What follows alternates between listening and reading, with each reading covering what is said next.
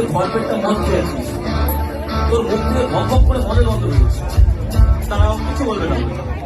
ও definitely আমার ভালোবাসে, কিন্তু সেই ভালোবাসার নিদর্শন এটা হওয়া উচিত নয়। তোর ভালোবাসার কারণটা কি? তুই আমাকে দেখেছিস, আমি তোকে দেখেছি, তোর নামটা মনে আছে জয়ন্ত, এইটুকুই তো। নাকি আমি ভিডিও করবে, সেই ভিডিওটা সোশ্যাল মিডিয়া হয়ে গেল, ওইটা ওইটার জন্যই তো তুই করলি।